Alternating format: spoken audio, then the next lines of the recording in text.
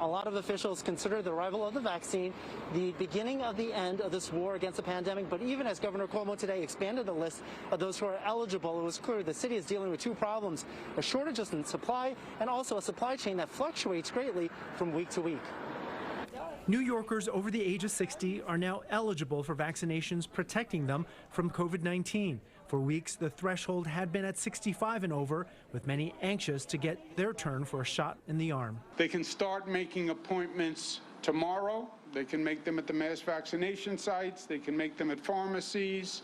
But that will start 8 a.m. tomorrow. By next Wednesday, the eligibility list will expand to include public-facing government employees, some nonprofit workers, and essential building service workers. While the Biden administration has ramped up production of the vaccines, the demand is far greater than the supply, which is fluctuating unpredictably and jeopardizing appointments.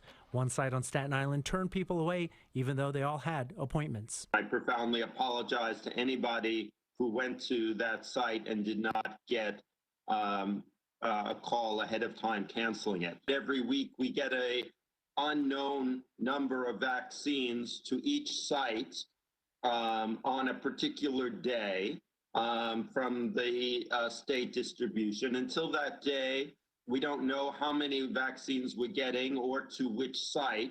And then we are meant to use them as rapidly as possible. Some 340,000 New Yorkers were vaccinated last week, bringing the total in the city to 2.4 million. Yet the city says it wants to move even faster, saying it has the ability to deliver 500,000 doses a week, which means right now the city is getting about 200,000 fewer doses than it says it can handle. It's just a simple number.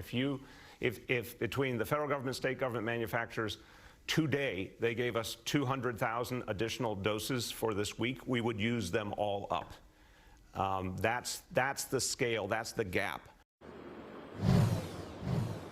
Another example of how complicated even the progress is here at the Jacob Javits Center. Because of the arrival of the Johnson & Johnson shot, they can go 24 hours a day, 7 days a week now. The city's also using those single-shot doses to get to seniors who are homebound, but they certainly said they could get to a lot more seniors if only they had more of those doses. We're live on the west side. Arthur Chian, Fox 5 News. Steve, back to you. Things ramping up. All right. Very well. Thanks, Arthur.